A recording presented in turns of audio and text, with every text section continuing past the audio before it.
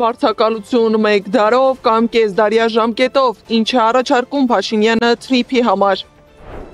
Կեղծ դատավարության վերջին արարը, ՑՄԱ ազատազրկում են Բաքվում պահվող գերիներին, ինչ պետք է անել։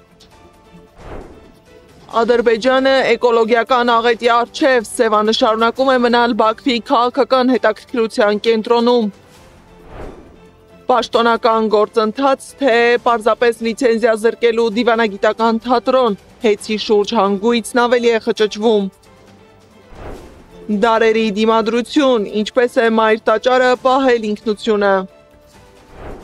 Եվ Վազգեն Վեհափառի չգրված օրենքը խախտվել է Վաղարշապատում, փակում են Մայրաթոռի խաչը։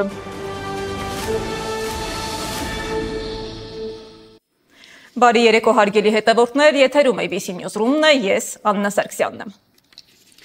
Հայաստան Միացյալ Նահանգներ խոշոր նախագիծն արդեն ընթացք է ստացել, եւ առաջին մեծ քայլը պարզվում է ոչ շինարարությունն է, ոչ էլ որևէ տեսանելի գործընթաց, այլ գրավոր բազա ստեղծելը։ Այո, հենց այդ բազան է լինելու ըստ վարչապետի նախագծի իրականացման գրավիչ մեկնարկը։ Հաջորդ փուլում ստեղծվելու է Միացյալ Նահանգներ Հայաստան համատեղ ընկերություն, որի տնօրենների խորհրդում Հայաստանը կունենա վճռական ձայն ռազմավարական հարցերում։ Սակայն ամենակարևոր եւ ամենաբովանդակային հատվածը վերաբերում է հողերի օգտագործմանը թրիմփի համար։ Փաշինյանն ասում է, այժմ քննարկվում է կառուցապատման իրավունքի երկու սցենար՝ 99 եւ 49 տարվա։ Այսինքն Հայաստանն իր տարածքի մի հատվածը պատրաստ է առանձնացնել նախագծի համար գրեթե 1 դարով կամ կեսդարյա ժամկետով։ Կառուցապատման իրավունքի ժամկետի ավարտից հետո այդ հողի վրա գտնվող գույքը դառնում է Հայաստանի Հանրապետության սեփականությունը։ Շատ կարևոր նրբություն է։ Բայց հողը միշտ է Հայաստանի Հանրապետության սեփականություն։ Այսինքն ինչ որ մենք կառուցապատման իրավունքով տալիս ենք, այդ հողը եղել է, կա եւ միշտ ընթացքում դրանից առաջ, դրանից հետո շարունակում է մնալ Հայաստանի Հանրապետության սեփականությունը եւ ինչպես արդեն ասացի, պետական որևէ մարմնի, որևէ գործունեության համար այդտեղ որևէ սահմանափակում չի իրականացվում Հայաստանի Սահմանադրությամբ եւ օրենսդրությամբ նախատեսված կարգով։ Հիմա երկու տարբերակ կա, կառուցապատման իրավունքը նախատեսվում է ժամկետով։ Հիմա հաջորդ խնդիրը ժամկետի հարցն է, եւ հիմա քննարկվում է երկու սցենար՝ 99 տարվա սցենարը եւ 49 տարվա սցենարը։ Ինչի հետ է կապված ժամկետը կամ ժամկետների կարգավերումը ինչի հետ կարող է կապված լինել, որովհետեւ ինչպես կռահեցիք, այդտեղ ներդրումներ են արվելու եւ ներդրողը պետք է ունենա որոշակի երաշխիք, որ իր ներդրումները հետ է ստանալու շահույթի որոշակի մարժայով։ Եթե մենք օրինակ ասենք, որ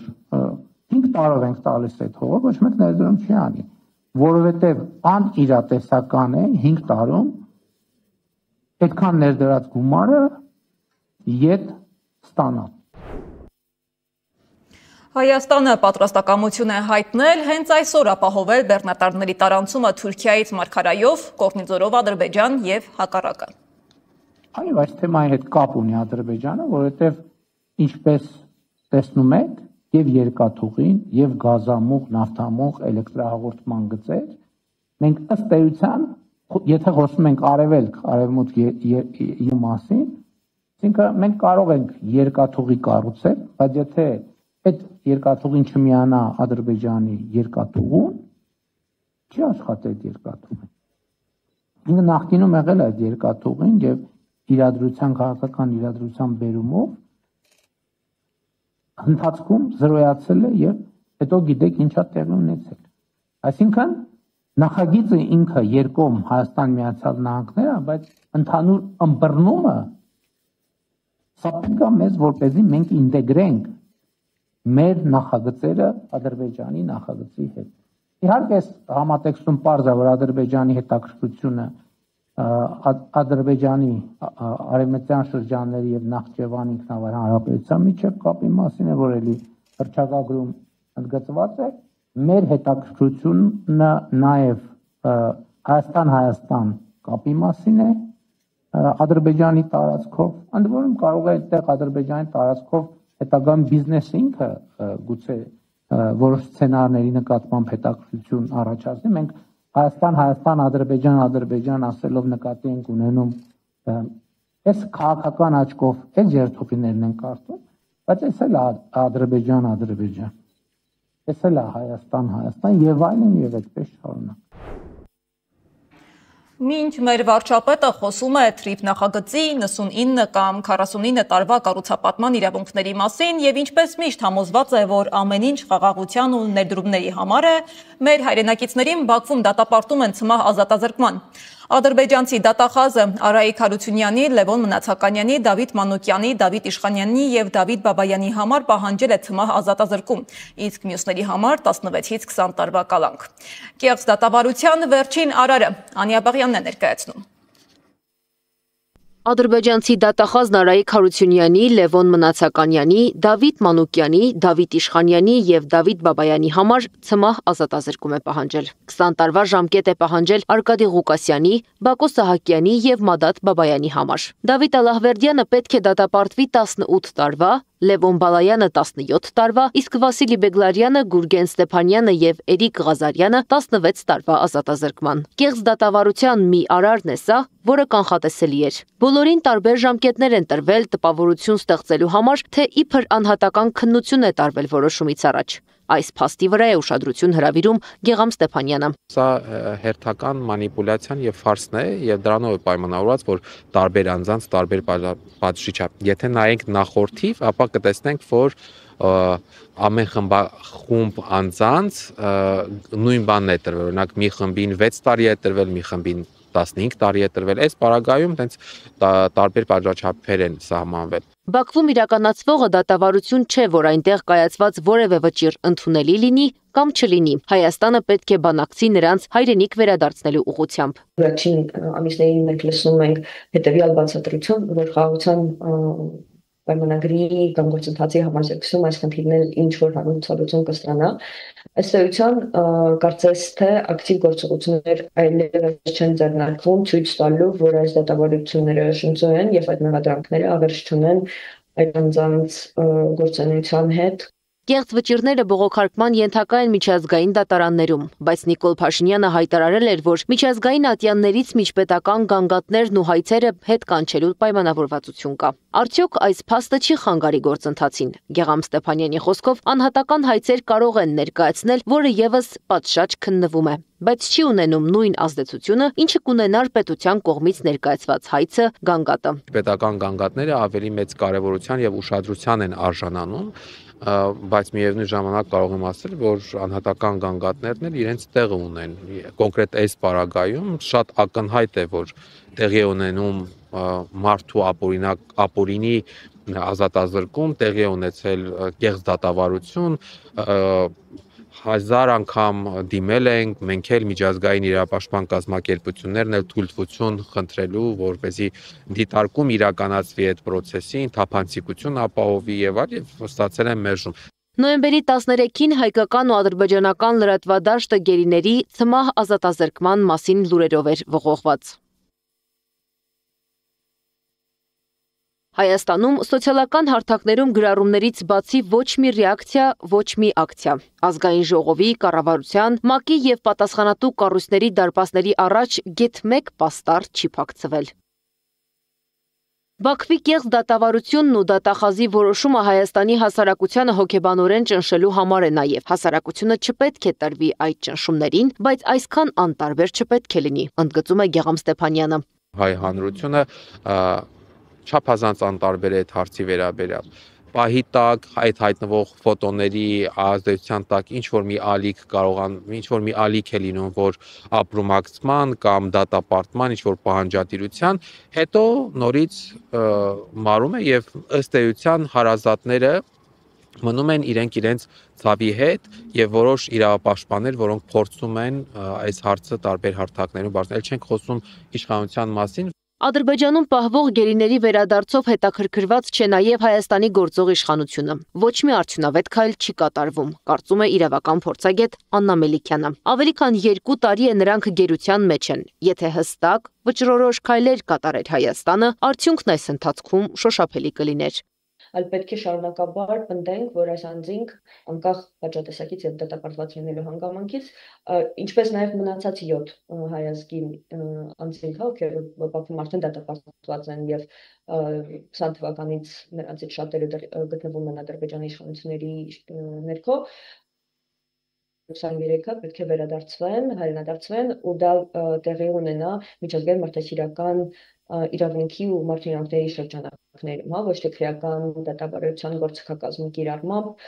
Կեղծ դատավարության ընթացքում Արցախի ռազմաքաղաքական ղեկավարներին, մյուս գերիներին մեղադրում են ադրբեջանական քրեական օրենսգրքի ամենատարբեր հոդվածներով։ Գերիները զրկված են իրական պաշտպանությունից։ Զրուցակիցներս կարծում են, Ադրբեջանի դեմ իրական ճնշումներ պետք է լինեն Սփյուռքի, հասարակության եւ պետության միջոցով։ Այդ ընթացքը պետք է համակարգի պետությունը, որպեսզի արդյունավետ լինի։ Այս գործում կարևոր դեր ունեն նաև գերիների հարազատները։ Տառապելուց, սպասելուց զատ նրանք պետք է խոսեն։ Անի Աբաղյան, Անդրանիկ Մասուրյան, ABC Media։ Մեր հայրենակիցներին Բաքվում դատապարտում են ցմահ ազատազրկման, առանց արդար դատավարության, զրկված պաշտպանությունից, իսկ բռնազավթված Ստեփանակերտում ստիպված մնացած մեր հայրենակիցները պարտավոր են հանդուրժել թշնամու ճնշումը։ Նրանցից մեկը 66-ամյա Ֆրեդ Հայրապետյանն է, փոքրահասակ, խեղճ տեսքով, բայց աննահանջ ոգիով։ Նա մնացել է իր հարազատ քաղաքի փողոցներում, շարունակելով խոսել հայերեն, դիմակայելով ծաղրանքներին ու բռնությանը։ Ֆրեդը միայնակ չէ, Արցախում այժմ մնացել է 13 հայ ու վերջին ամիսներին նրանց կյանքը դարձել է ավելի խիստ։ 13-ից մեկը Սվետլանա Պետրոսյանի ռեպորտաժը։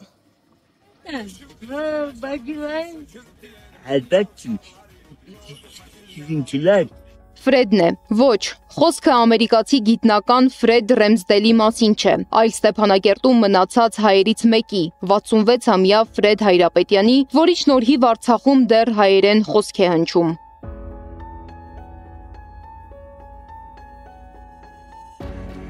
Նա փոքրահասակ, սապատավոր, խեղճ տեսքով, գլուխը միշտ կախ քայլում էր Ստեփանակերտի փողոցներում։ Հագուստը միշտ չափից մեծ էր, իսկ տեսողական ակնոցը, որ նրան գիտնականի տեսք էր տալիս, ավելի շատ ծառայում էր ոչ թե տեսնելու, այլ ակնոցի տակից նայելու համար։ Ավելի է կռացել, ծերացել, բայց ինչպես տեսնում ենք ադրբեջանական մեդիատիրույթում տարածվող տեսանյութերում, չնայած ծաղրանքներին ու բռնությանը, սովորությանը հավատարիմ քայլում է հարազատ քաղաքի փողոցներում, քթի տակ բաներ խոսում, փնթփնթում։ Նրա հարևանուհի Լիրա Աղալայանի խոսքով նույնիսկ թշնամուն չի հաջողվել ընկճել նրան։ Ինքը ինչպես եղել է իր ասացին, ինչպես եղել է սկզբունքային մարդ, նույնն էլ շարունակում է հիմա, որով այսօր ցավոք հենց այսօր ենք հպարտանում Ֆրեդի այդ տեսակով։ Հարևանուհու խոսքով նա շատ կիրթ եւ ապահով ընտանիքից էր։ Ծնվել էր մանկական ուղեղային կաթվածով, ինչը ծնողների համար մեծ ողբերգություն էր, բայց նրանք խնամքի չեն հանձնել երեխային։ Ֆրեդի հետ մեր ծանոթությունը շուրջ 35 տարվա պատմություն ունի, դեռևս պատկի նշնականների, երբ մենք ուսանող էինք, Ֆրեդից հետ ապրում էինք հարևանությամբ։ Իսկ 2006 թվականին այնպես ստացվեց, որ մենք հենց գնացինք բնակարան Ֆրեդեն շենքում եւ ավելին ասեմ, հենց Ֆրեդի հորական բնակարանը գնացին, ասեմ, որ շատ մեծ դժվարությամբ էր համակերպվում, նույնիսկ կարելի ասել ոչ էլ համակերպես միջև վերջ այն մեկի հետ, որ այլևս այդ տունը իրենցը չէ, մերն է։ Ու նույնիսկ երբ մենք փորձում էինք այդ տանը որևէ բան փոխել, սկսած դռնից ինքը շատ ծանր էր տանում։ Ֆրեդից երեխաները հաճախ վախենում էին, երբեմն ծաղրում, բայց միևնույն ժամանակ Ստեփանակերտում նրան բոլորը սիրում էին։ Ֆրեդը բավականին բարդ բնավորության մարդ էր, բավականին իր ասածին, բավականին անհանդուրժող, բայց միևնույն ժամանակ փափուկ սիրտ ուներ, երեխաների հանդեպ առանձնապես շատ մեծ սեր ուներ փոքրիկների հանդեպ։ Ուղղակի այդ չարությունը ես կնկարագրեի գալիս էր իր մանկական տրավմաներից։ Արցախյան բոլոր պատերազմների ընթացքում Ֆրեդը մնացել է Արցախում։ Նա այն մարդկանցից մեկն է, որը մնաց Ստեփանակերտում բռնի տեղահանությունից հետո։ Ֆրեդը հիշվում է նաև «Այ ժողովուրդ, սայախ կացեք, զգույշ կացեք, փիս պեներայինյան, ես վախում» նախադասությամբ։ Ինքը անընդհատ մրջունի պես ամեն օր տուն էր բերում ինչ-որ բան։ Փայտ կլիներ դա կլիներ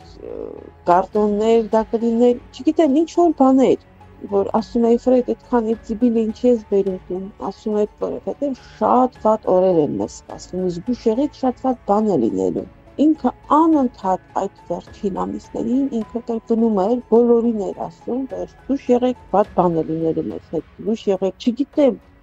դա կանխազգացում է, դա ինչ է, դա չեմ կարող ոչինչ ասել, բայց որ դա բոլորը կվկայի, ով որ Ֆրեդին ճանաչում է, կվկայի, որ իոք ինքը զգուշացնում էր բոլորին։ Արցախում շատ քիչ հայեր են մնացել։ Ըստ Արցախի մարդու իրավունքների պաշտպան Գեգամ Ստեփանյանի, այնտեղ մնացել է ընդամենը 13 մարդ։ Ստեփանյանը նաև պատասխանել է, թե այնտեղ մնացած հայերը արդյոք ցանկության դեպքում կարող են տեղափոխվել Հայաստան։ Կարմիր խաչի բացակայության պայմաններում մի քիչ դժվար եմ այդ ամեն ինչը պատկերացնում, սա պետքա դեպքը լինի, որ կարողանանք ուսումնասիրել եւ հստակ պատասխանել, բայց այն խողովակը, որով նախորդիվ տեսեք, օրինակ 23 թվականի հոկտեմբերի սկզբից, երբ որ արդեն այլևս արցախյան կառույցները այնտեղ չկային, շուրջ 60 անձեր, 60-ից էլ ավել անձ մնացել էր, բայց դրանից հետո պարբերաբար Կարմիր խաչի միջոցով մարդիկ տեղափոխվեցին, հա? Խողովակը, որով որ հնարավոր էր այնտեղ մնացած մարդկանց տեղափոխել, Կարմիր խաչն է։ Դրանից հետո, երբ որ Կարմիր խաչն էլ այնտեղ չկա, ես ուղղակի չեմ պատկերացնում ցանկության դեպքում այդ մարդկանց ոնց կարող են տեղափոխել։ Պաշտպանը նաև անդրադարձել է Ստեփանակերտում 2 ամիս առաջ տեղի ունեցած վերջին դեպքին Կարեն Ավանեսյանի ձերբակալությանը, որին Բաքուն մեղադրում է ահաբեկության համար։ Որոշակի աշխատանքներ դատարան դիմելու ուղղությամբ ենք իրականացրել, եվրոպական դատարան, նաև պահանջելով, որպեսզի Ադրբեջանը պարբերաբար դատարանին տրամադրի ինֆորմացիա տվյալ անձի վիճակի, առողջական վիճակի վերաբերյալ։ Ցավոք սրտի,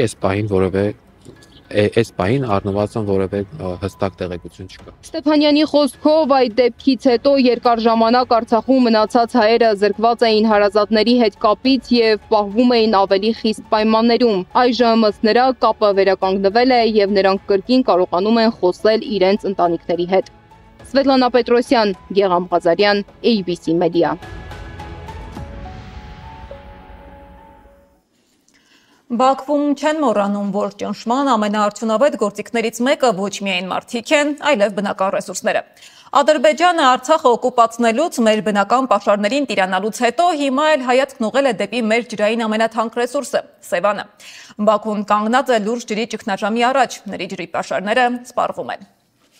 Տարածաշրջանում ջրի լուրջ խնդիր ունի նաև մեր հարևան Իրանը, նույնիսկ մայրաքաղաքի տարհանման մասին են խոսում։ Եվ այս համատեքստում հարավային Կովկասում ջրի խնդիրը կարող է դառնալ ամենամեծ ճնշման գործիքներից մեկը։ Ինչ կարգավիճակում կհայտնվի Հայաստանը այս պայքարում, Սեդա Մակարյանն է ներկայացնում։ Սևանը շարունակում է մնալ Ադրբեջանի քաղաքական հետաքրքրության կենտրոնում։ Մասնագետներն ասում են, Ալիևի վերջին հայտարարությունները պետք է դիտել ոչ միայն անվտանգային, այլ նաև էներգետիկ եւ ռեսուրսային տեսանկյունից։ Ջուրը դարձել է համաշխարհային անվտանգության կարևորագույն թեմաներից մեկը։ Շատ հնարավոր է հենց այդ ագրեսիվ պահվածքը Ադրբեջանի պայմանավորված է առաջին հերթին հենց այդ խմիրելու ջրի հետ կապված խնդիրների հետ, որոնց նրանք բախվում։ Ըստ ՄԱԿ-ի աշխարհում 1 միլիարդ մարդ զրկված է խմելու ջրից, իսկ մինչև 2030 թվականը ջրի պակասը կարող է դառնալ գլոբալ ճգնաժամ։ Վտանգ կա, որ ջրի պաշարների բացակայության հետևանքով աշխարհում կարող է շուրջ 700 միլիոն կլիմայական փախստական լինել։ Այս ֆոնին Ադրբեջանում ջրի պաշարները արագ սպառվում են եւ Ալիևի հայտարարությունները դառնում են ավելի հասկանալի։ Արցախի հանձնումով Ադրբեջանին իրանք որոշ չափով լուծեցին այդ ջրի պաշարի խնդիրը, որտեղ մի շարք գետեր անցել են իրենց վերահսկողության տակ, բայց միևնույն է, այդ հարցը իրենց համար դժվար լուծելու է, իրանք հասկանում են ժամանակի ընթացքում խմելու ջրի խնդիրը իրանց համար դառնալ է մեղմ ասած օրհասական։ Համաշխարհային բանկի տվյալներով մեկ շնչին բաժին հասնող քաղցրահամ ջրի պաշարը Ադրբեջանում ընդամենը 851 խորանարդ մետր է, մինչդեռ Հայաստանում ավելի քան 2300 խորանարդ մետր։ Ջրի խնդիրը իսկապես կարևոր է տարածաշրջանի համար, մանավանդ խմելու ջրի առումով Նույնիսկ որ Հայաստանը ամենաշատ ունի տարածաշրջան, բայց մեկ շնչի գնող, եթե հաշվենք մեկ շնչի հաշվով, այսինքն ոչ թե ֆիզիկական ծավալը, իսկապես մեկ շնչի հաշվով Հայաստանը մոտավորապես 3-ից մինչև 5 անգամ ավելի շատ ջրի պաշար ունի, խմելու ջրի մասնախոսքը, քան մեր հարևան երկրները։ Մասնագետները զգուշացնում են Ադրբեջանը կանգնած է էկոլոգիական եւ սոցիալ-տնտեսական լուրջ վտանգների առաջ։ Միջազգային փորձագետներն անգամ զգուշացնում են հնարավոր էկոլոգիական աղետի մասին, եթե հարցը չստանա համակարգային լուծում։ Միաժամանակ քաղաքագետն ունի երկրորդ կարծիք Ալիևի հայտարարությունների մասին։ Բոզոյանը ասում է, Ալիևի խոսքերը պարզապես հայտարարություններ չեն։ Ջրային խնդիրը դա տեխնիկական խնդիր է, որը ցանկացած երկիր կարող է ունենալ, բայց դա երբ որ կա անվտանգության խնդիր, բոլոր խնդիրները լուծվող են։ Տեսեք, արաբական երկրներ կան, որ ջրային խնդիր ունեն, բայց դրանք լուծվում են։ Այստեղ կարևորը հետևյալն է, որ մեր ժողովուրդը, մեր հասարակությունը ունի անվտանգության վնաս, թե ոչ։ Եթե չունենա անվտանգության վնաս, մեր ժողովուրդը կկորցնի Հայաստանի կտորը, որը դեռ պահպանվել է մինչև այս վերջին ժամանակահատվածը։ Փորձագետները զգուշացնում են, եթե Ադրբեջանը փորձի վերահսկել Սևանի ջրային ռեսուրսները, Հայաստանն էլ կարող է կանգնել լուրջ հետևանքների առաջ։ Արցախը կորցնելուց հետո արդեն մի շարք սահմանային համայնքներ մնացել են առանց խմելու ջրի։ Եթե ասենք թե մի շարք գետեր, ասենք թե օրինակ Արփագետը, որը թափվում է Սևան եւ այլն, ինչ-որ ձև վերահսկողություն հաստատեն այդ գետերի ակունքների վրա, ապա մենք իսկապես խնդրի առաջ կանգնենք։ Այս ենթատեքստում քաղաքագետը հորդորում է զգոն լինել նաև անվտանգային առումով, նշում է, որ ջրի կամ այլ կարևորագույն ռեսուրս կորցնելուց խուսափելու համար պետք է ամուր պահել սահմանները։ Երբ որ իրենք ասում են Սևանը, խնդրի նշանակում միայն Սևանն են իրենք։ Մեր հասարակությունը ցավոք նատուրալիստական հատկություն ունի։ Մարդիկ հասկանում են այն բառի բունի մասով, ինչ որ երկրի ղեկավարն է ասում։ Ինքը որ ասում է Սևան ուզում է, նաև Երևանն է ասում, թե Երևանը անվանում է։ Տարածաշրջանում ջրի խնդիր ունի նաև Իրանը, Թեհրանում նույնիսկ քննարկվում է մայրաքաղաքի տեղափոխությունը ջրի սուր պակասի պատճառով։ Մասնագետներն առաջարկում են Հայաստանը ջրի վաճառքի միջազգային մեխանիզմներով կարող է զարգացնել գործակցությունը Իրանի հետ երկուստեք շահեկան տարբերակով։ Սեդա Մակարյան, Նոնա Գևորգյան, ABC Media։ Մինչ տարածաշրջանում ջրի էներգիայի ճակատագրերը լուրջ ճնշման տակ են, Հայաստանում էլ ունենք սեփական ճնշման սցենարը էներգետիկ շուկայում։ Հանրային ծառայությունները կարգավորող հանձնաժողովը քննարկում է Հայաստանի էլեկտրական ցանցեր ընկերությանը լիցենզիայի զրկելու հարցը, հայտարարելով խախտումների մասին, բայց փաստաբանների հարցերին այդպես էլ կոնկրետ պատասխաններ չեն հնչում։ Սա պաշտոնական գործընթաց է, թե պարզապես լիցենզիայի զրկելու դիվանագիտական թատրոն, դիտենք ռեպորտաժը։ Հեծի լիցենզիայի զրկելու որոշումն արդեն երկրորդ օրն է ՀԾԿՀ-ի գումարած նիստի օրակարգում է, իսկ հանգուցալուծման հնարավոր սցենարները հանրային քննարկումների կենտրոնում։ Էներգետիկ եւ անվտանգության հարցերի փորձագետ Արմեն Մանվելյանը երկու սցենարներից մեկն է հավանական համարում։ Իրենք կստեղծեն ինչ որ արդեն կամ ստեղծել ինչ որ ստպա իրենց անունով ու այդ ստպային կտան դա ես հավանաբար այդ սցենարով։ Փաշինյանն էլ ասում է, որ գնից է կախված լիցենզիայի զրկելու դեպքում պետությունը կգնի հեծը, թե ոչ։ Եթե գինը շատ բարձր լինի, ըստ երկրորդ սցենարի, հեծի բաժնետոմսերի մեծ մասը կփոխանցվի էներգետիկ ոլորտի միջազգային հեղինակավոր կառավարչի, ինչը Մանվելյանն իրատեսական չի համարում։ Հնարավոր սցենարների քննարկմանը զուգահեռ Երևանից փակ դռների ետևում որոշվում է կառույցի ճակատագիրը։ Դուք խնդիր ունեք տապալու ես նիստը։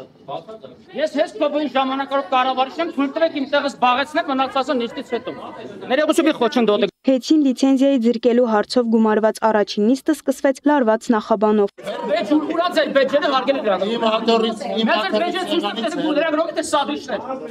Բա պետք է ձեր բեջերը ցույց տվեք տեսեք ում է։ Զսպեք ձեր։ Թույլ տվեք նիստը սկսեն։ Թույլ տվեք նիստը սկսեն։ Հարցեր տալու իրավունք ես քուլում դուք չունեք։ Դեռ բուն թեմային չանցած կրքերն ավելի բորբոքվեցին հեծի նախկին փոխտնօրեն Դավիթ Ղազինյանի հայտարարությունից հետո։ Ասաց հոկտեմբերին ՀԾԿՀ-ից ներկայացուցչական կազմ է մեկնել Թուրքիա։ Ղազինյանն այցի նպատակի մասին խոսեց հնարավոր սցենարների բացառման սկզբունքով։ Ոչ մի արտասահմանյան այսպիսի գումարներ ունեցող, ակտիվներ ունեցող չի վճարի այդքան խլված ապրանքի համար, խնդիրը սա է։ Իսկ հեծի ժամանակավոր պաշտոնակատար Ռոմանոս Պետրոսյանը սադրանք որակեց լրագրողների հարցերը, թե հնարավոր է մեզ համար կարևոր ռազմավարական օբյեկտը հանձնվի Ադրբեջանին եւ Թուրքիային։ Ավելին շեշտեց, որ իր համար որևէ նշանակություն չունի, թե ով, որ երկիր եւ ում հետ գնաց։ Չար նշանակում ՀՑԿ-հն թքացման եւ այլն ռազմավարական օբյեկտի հետագա ճակատագիրը բացառապես կանխորոշվելու է ՀՑԿ-ը ընդունած որ այսօրվա կամ գուցե հետաձգված մինչև ամսի 18-ը մաքսիմում որոշման բովանդակությունից Միաժամանակ Տաշիր կապիտալի ներկայացուցչական խմբի փաստաբանները բացարկի միջնորդություն ներկայացրին հիմնավորելով հանձնաժողովի նախագահի կապը քաղաքացիական պայմանագիր կուսակցության հետ 30 րոպե ընդմիջումից հետո հանձնաժողովի անդամները դեմ քվեարկեցին միջնորդությանը արդյունքում Մեսրոպ Մեսրոպյանի կողմնակալ անձ լինելու վերաբերյալ բարույթը մերժվեց Քաղաքական բավարարի հաղորդումը ուղղակիորեն հանդիսանում է քաղաքական գործընթացի արդյունք եւ պարզ է, որ այդ քաղաքական գործընթացը պետք է սկիզբանե գործող իշխանության քաղաքական պայմանագրի կուսակցության հետ ամուսնացած քաղաքական կապեր ունեցող անհայտ առաջ ներկայացող հանրապետության նախագահ Ազգժողովի անդամ պարոն Մեսրոպ Մեսրոպյանի կողմից Այնուհետև ՀՑԿՀ ֆինանսատնտեսական վարչության պետ Մերի Ղազարյանը ներկայացրեց հանձնաժողովի մշակած որոշման նախագիծը։ Լիցենզիայի ձգելու հիմնավորումները ըստ նրա բազմաթիվ են՝ թերգրանցումներից եւ հավելագրումներից մինչեւ շուկայական կանոնների խախտում։ Չի ապահովել վերին միացված շուրջ 700,000 սպառողների սպառման տվյալների ամբողջական գրանցումը եւ պահպանումը։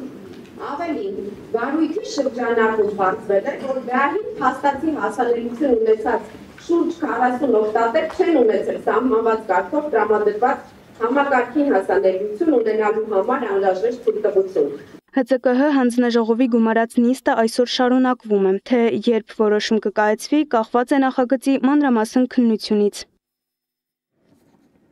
Իդեպ հետի սեփականատեր գործարար Սամվել Կարապետյանը կշարունակի մնալ կալանքի տակ, վերաքննիչ հակակոռուպցիոն դատարանի դատավոր Կարեն Ամիրյանը մերժել է նրա պաշտպանների բողոքը։ Հիշեցնեմ, որ Սամվել Կարապետյանը մոտ 5 ամիս է ապօրինի կալանավորված է մայրաթորը պաշտպանող խոսքի համար։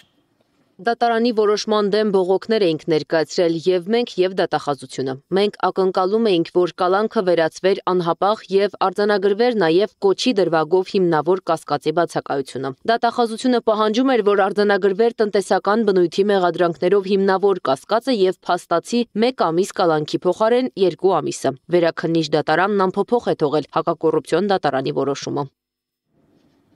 Քննչական կոմիտեում էլ շարունակում են հոգևորականների հարցաքննությունները, հիմա էլ նոր դրվագով։ Ըստ տեղեկության որոշ քահանաների կարգալուծության ժամանակ իբր մայրաթորը խտրական մոտեցում է ցուցաբերել։ Այսօր էլ Բյուրականի Սուրբ Հովանես եկեղեցու հոգևոր հովիվ Տեր Վրթանես քահանա Բաղալյանին են հրավիրել քննչական կոմիտե որպես վկա։ Բայց փաստաբանից հարմար չէ ուրբաթ առավոտյան 10-ին ներկայանալ, ինքը նիստի պիտի մասնակցի։ Եվ ես էլ առանց փաստաբանի չեմ ուզում քննչական գնամ, որտեղ նախորդ անգամ լրջագույնս կերպով իմ իրավունքները ոտնահարվեցին, հասկացա, որ առանց փաստաբանի պիտի քննչական չգնամ եւ երկուշաբթի ժամը 4-ին եմ գնալու ու հավանաբար մեկ այլ դատի վերաբերող հարցումով, որովհետեւ դեռևս կարծում եմ Մկրտիչ Սրբազանի համար չեն կողմնորոշվել ինչ հոդվածով կալանքը երկարացնեն են քննչական այդ ուղղությամբ լուրջ աշխատանքներ է կատարում, որպեսզի գտնի այն օրենքը, որով կարող է Սրբազանի կալանքը երկարացնել եւ իրենք ամեն ջանք անում են եւ զարմանում եմ իրենց հետեւողական ջանքերի վրա առանց որևէ հիմնավոր պատճառի մարդկանց կալանքում պահելը եւ կալանքը երկարացնելու գործը։ Կարծում եմ այս մասով ասեմ այսքանը, ես ինքս որպես վկա եմ հրավիրվում, բայց իմ նկատմամբ խտրական վերաբերմունք կա։ Եթե ես Արագածոտնի թևի քահանա չլինեի, ինձ քննչական չէին կանչի, քննչականը հատուկ ուշադրություն է դարձնում Արագածոտնի թևի քահանաներից, իրենց ուշադրության կենտրոնում ենք մենք, շնորհակալ ենք քննչականին մեզ իրենց ուշադրության կենտրոնում միշտ վայելու համար։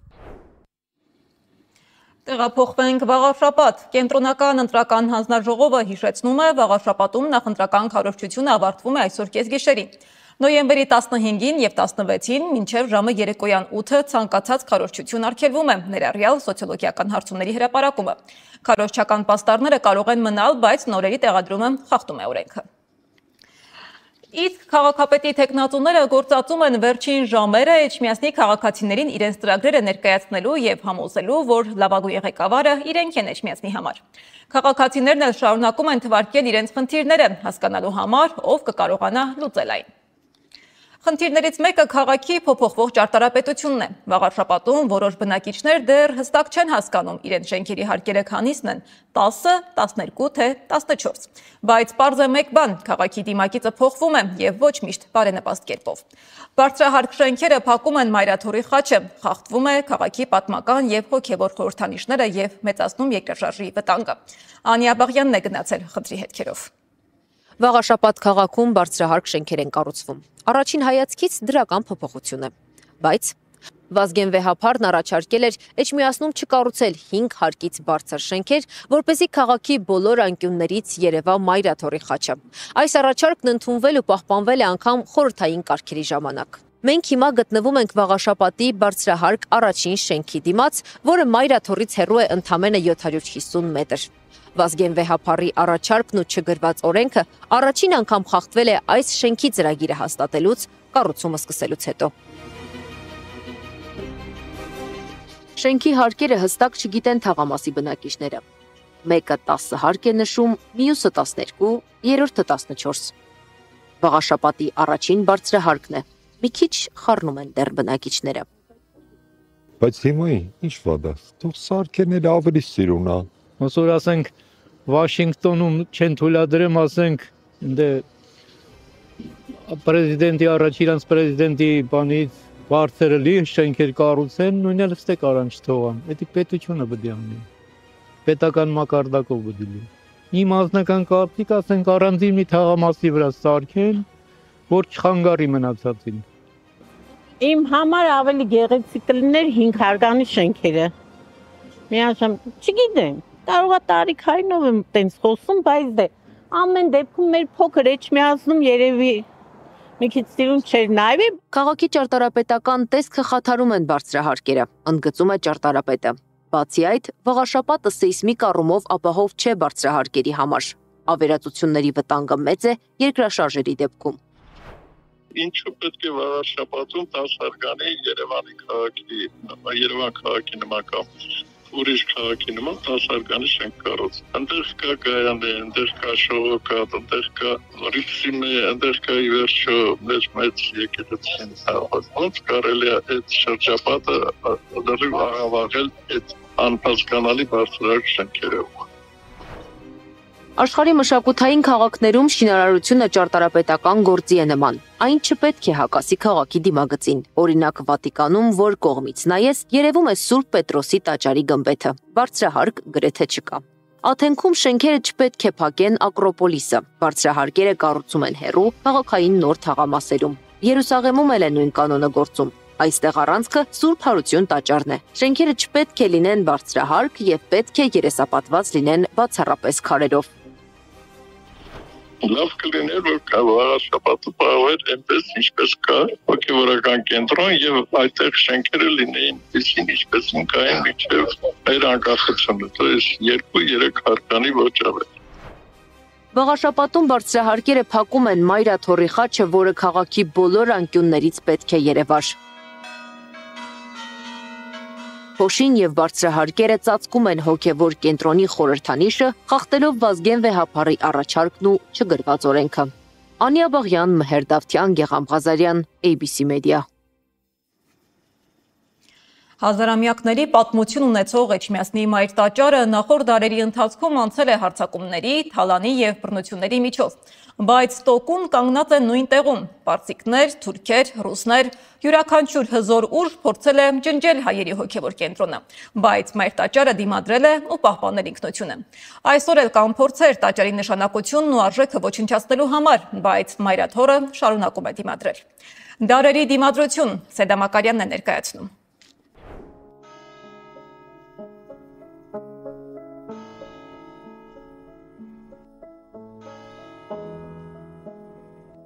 Իմ թիկունքում աշխարհի ամենահին քրիստոնեական տաճարն է։ Սուրբ Էջմիածնի մայր տաճարը հիմնվել է Վաղաշապատում, Հայաստանի հոգևոր մայրաքաղաքում։ 1724-ամյա մայր տաճարը բազում ասպատակիչներ է տեսել, բայց այն շարունակում է մնալ կանգուն եւ շարունակում է լինել հայերի համախմբման տեղը։ Էջմիածնի մայր տաճարը քրիստոնյա աշխարհի ամենանշանակալից տաճարն է։ Նրա տեղում երբևէ կանգնած է եղել Անահիտ Աստվածուհուն նվիրված հեթանոսական տաճար, որի վրա էլ 4-րդ դարի սկզբին կառուցվեց մայր տաճարը, խորհրդանշելով քրիստոնեության հաղթանակը։ Մայր տաճարը միայն 17-րդ դարում է պարզպապատվել, երբ համեմատաբար խաղաղ է եղել Հայաստանը։ Մինչ այդ այն ենթարկվել է տարբեր հարձակումների։ Խորհրդային տարիներին տաճարի տարածքում գտնվող պատմական շենքերը ծառայել են բանակին, դրանք վերածվել են պահեստի, ինչի հետևանքով քայքայվել ու մաշվել էին։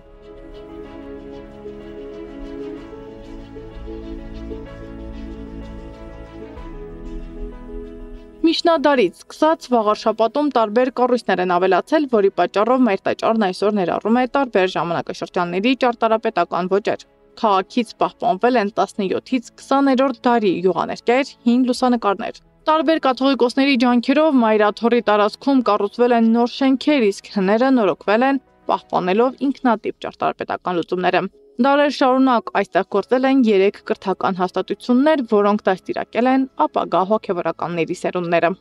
Վաղարշապատ քաղաքում ունենալ այսպիսի սրբավայրեր եւ պարտավորեցնող է եւ նաեւ հոգեվոր առումով մխիթարություն է առաջին հերթին բնակիչներ Վաղարշապատ քաղաքի բնակիչների համար եւ նաեւ ամբողջ աշխարհասփյուր հայ ժողովրդի համար, որովհետեւ բոլորիս հայացքներ ուղղված են դեպի այս քաղաքը Վաղարշապատ, իդեմս Մայրաթոր Սուրբ Էջմիածնի։ Տաճարի հատակագիծը վերջնական տեսք է ստացել 7-րդ դարում։ 982 թվականին արաբ Աբլահաջ Ամիրան անգամ իջեցրել է գմբեթի վրայի խաչը։ 7-ից 15-րդ դարերի վերանորոգումների մասին գրեթե ոչինչ չի պահպանվել, իսկ մոտ 10 դար տաճարը մնացել է անխնամ։ Սա մեզ համար կարևոր խորհուրդ ունի այն առաքելությամբ, որ այստեղ է հաստատվել Սուրբ Էջմիածինը, այստեղ է իջման Սուրբ Սեղանը, որտեղից եւ նաեւ աշխարհասփյուր հայությանը բաշխվում է Մայրաթորի օրհնությունը։ Մայրաթորը նաեւ աշխարհասփյուր հայության համար համախմբող խորհուրդ եւ զորություն ունի եւ ամբողջ հայության հայացք ուղղված է դեպի Մայրաթոր Սուրբ Էջմիածին։ Վաղարշապատը ծանր հարվածներ է կրել նաև Շահ Աբասի օրոք։ Աբասը ցանկացել է տաճարն ամբողջությամբ նվիրել Հռոմի պապին։ Պարսից իշխանն ուզում էր ոչ միայն թալանել քաղաքը, այլև քանդել տաճարը եւ քարերը տեղափոխել Պարսկաստան, այնտեղ նոր եկեղեցի կառուցելու համար։ Նա պնդում էր, որ այդ կերպ կջնջվի հայերի հայրենիք վերադառնալու հավատը։ Յուրաքանչյուր անձի համար կարծում եմ ընկալելի է այն իրողությունը, որ այս քաղաքը իր օրինակելիությամբ, հոգևոր իր զարթոնքով, հոգևոր իր ապրումներով շատ ավելի պիտի ընդգծված առանձնանա, որքանով այդպիսին է կդժվարանամ միանշանակ գնահատական տալ, բայց նկատի ունենալով, որ Վաղարշապատի բնակիչների հավատքը, ջերմեռանդությունը, կապվածությունը այստեղ գործող սրբավայրերի հետ, բնականաբար շատ ավելի մեծ օրհնություն է այս բնակիչների համար։ Բռնությունների շղթան երբեք չի դադարել։ Մահմեդական, քրիստոնյա, պարսիկ, թուրք, ռուս տարբեր ժամանակների հարցահարիչների թիրախում միշտ եղել է Վաղարշապատը որպես հայերի հոգևոր մայրաքաղաք։ Թեպետ Վաղարշապատը հազարամյակների պատմություն ունի, այսօր նրա հնությունն ընդգծող շինություններից պահպանվել են միայն մայր տաճարն ու մյուս եկեղեցիները։ Քաղաքն ամբողջությամբ չի պահպանել այն հայկական շունչը, որն ունեցել է դարեր առաջ։ Իբրև հնություն, հին սրբավայրեր, վանքերն են մնացել Վաղարշապատ քաղաքում, ես գուցե ամբողջությամբ չեմ տիրապետում տեղեկատվությանը, այլ ինչ հին շենքեր կամ հնավայրեր պահպանվել են թե ոչ, բայց տեսանելի, աչքին տեսանելի սրբավայր հնություն, այստեղ մեր սրբավայրերն են։ Բնականաբար, եթե արդեն շատ հնություններ, հին շենքեր, պատմական ինչ-որ շենքեր կամ հատվածներ, որոնք որ չեն պահպանվել դարերի կամ տարիների ընթացքում, սա արդեն մեզ համար, եթե որևէ բան չի պահպանվել, ինչը պիտի վերականգնվի։ Մի քիչ սա ինձ համար անհասկանալի է, բայց եթե ինչ-որ բան պահպանվել է, բնականաբար պետք է շատ ավելի ուշադիր եւ հոգացու վերաբերմունք ունենանք այդ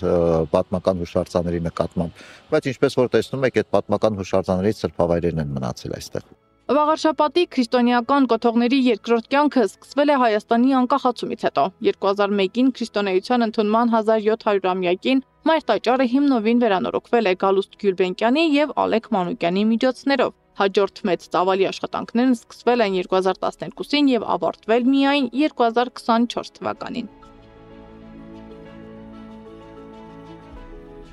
Դարերի ընթացքում հայերի հավատը թուլացնելու բոլոր փորձերը ձախողվել են։ Այսօր Վաղարշապատում եւ Մայրաթոռում կյանքը խաղաղ ու բնականon է, բայց նաեւ այսօր կան փորձեր տաճարին հարվածելու ու նրա նշանակությանը կասկածի տակ դնելու։ Տեր Եսային ասում է, Վաղարշապատի իրական արժեքը հասկանալու համար պետք է պարզապես գալ ու տեսնել այն։ Մայր տաճարում մեր աղոթքը բարձրացնենք առ Աստված եւ խնդրենք Աստծո բարեխոս, Աստծո օրհնությունը, Աստծո առաջնորդությունը յուրաքանչյուրիս կյանքում։ Այսինքն հոգեվոր կրթությունը, հոգեվոր մխիթարությունը, հոգեվոր դաստիարակությունը սկսվում է հենց Մայր տաճարից։ Եվ բնականաբար դա այսպես ճառագայթվելով արձագանքելու է ոչ միայն Վաղարշապատ քաղաքի, այլ նաեւ ամբողջ հայության վրա։ Այս խորհուրդը մեզանում շատ կարևոր է, որովհետեւ յուրաքանչյուր հայ գալիս է Մայրաթոռ իր ուխտը վերանորոգելու ոչ միայն հոգևոր ինքնության, այլ նաև ազգային ինքնության։ Սդամ Մակարյան, Նոնա Գևորգյան, ABC Media։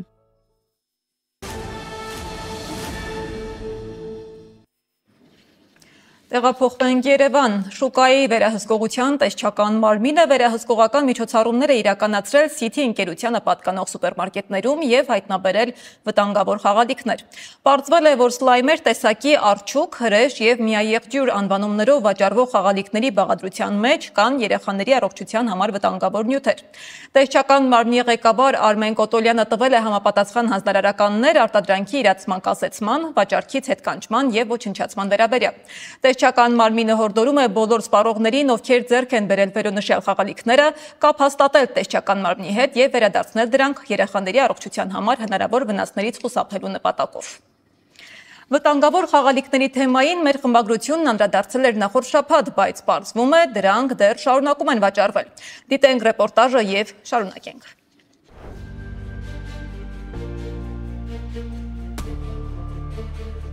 Առաջին հայացքից սովորական խաղալիք է, գունավոր, հետաքրքիր, բայց պարզվում է կարող է վտանգել ձեր երեխայի առողջությանը։ Շուկայի վերահսկողության տեսչական մարմինը հրապարակել է հերթական վտանգավոր ապրանքների ցանկը, այդ թվում այս անգամ սլայմն է։ Սլայմը փափուկ, ձգվող, գունավոր զանգված է, որը վերջին տարիներին դարձել է երեխաների ամենասիրելի խաղալիքներից մեկը։ Սակայն փորձաքննությունը ցույց է տվել, որ այն չի համապատասխանում տեխնիկական կանոնակարգին և պարունակում է վտանգավոր քիմիական բաղադրիչներ։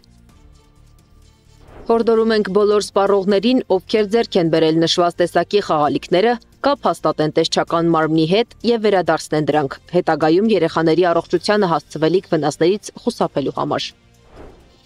Ծնողների մի մասը խաղալիքի մասին չի լսել, իսկ մի մասն արդեն համացանցից տեղեկացել էր վտանգավոր բաղադրություն ունեցող խաղալիքների մասին և ազատվել դրանցից։ Ճիշտն ասած, համացանցում կարդացել էի խաղալիքի վտանգավորության մասին, բայց հյուրեր ունեի, երեխայից բերել էին նվեր խաղալիքից, ստիպված եղա տալ, որպեսզի խաղա, որովհետև շատ էր ուզում, բայց մի քանի րոպե հետո ձեռքից վերցրեցի և նետեցի աղբամանը։ Այս վերջերս էլի գնացինք, բայց երբ իմացա հայտարարվեց, որ դա շատ վտանգավոր է, նույնիսկ թունավոր է, նետել եմ աղբամանը։ Нет, я не догадывалась об этом.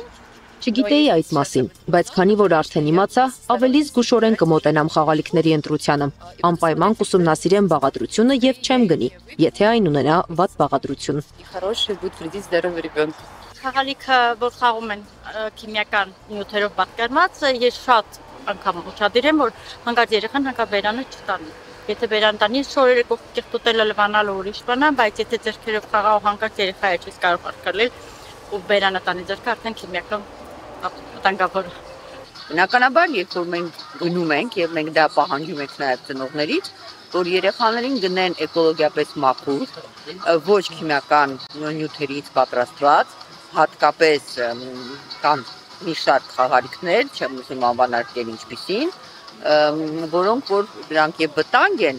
առողջությանը եւ ստրես են, հոգեբանական խնդիրներ են։ Այսինքն դուրս է գալիս, որ յուրաքանչյուր ծնող, յուրաքանչյուր մայր, կին, մարդ պետք է անպայման երբ որ մի երեխային ինչ-որ բան, նախ պետք է մտածի այդ երեխային ինքը որպես խաղալիք, ինչ որ մի զարգացում կտա, թե ոչ։ Մանկաբույժներն ասում են, նման խաղալիքները վերջին շրջանում դարձել են բավականին թրենդային և գրեթե յուրաքանչյուր երեխայի հասանելի են, սակայն դրանց բաղադրությունը հաճախ անծանոթ է ծնողներին։ Եթե խոսենք առանձին նրանց ազդեցությունների մասին, գունանյութերը ինքնին կարող են վտանգ ներկայացնել, համարվելով սուր ալերգեններ։ Այսինքն բալիկով, որ 3-4 տարեկան է, կյանքում առաջին անգամ շփվում է այդ նյութերի հետ, կարող է դրսևորվել որպես սուր ալերգիկ ռեակցիա, արտահայտվելով մաշկի ցանավորմամբ կամ տեղային չորություններով, որպես ատոպիկ դերմատիտ, ինչպես նաև շնչական խանգարումներով, ընդհանուր մինչև շնչառության վատացում, հազ, հեվոցի զարգացում։ Սովորական գունավոր ու փափուկ խաղալիքների տեսք ունեցող սլայմերը կարող են իրականում լուրջ հետևանքներ ունենալ երեխայի առողջության վրա։ Մասնագետներն ու վերահսկող մարմինները հորդորում են ծնողներին լինել ուշադիր ու պատասխանատու, քանի որ երեխաների անվտանգ խաղը սկսվում է մեծահասակների տեղեկացված ընտրությունից։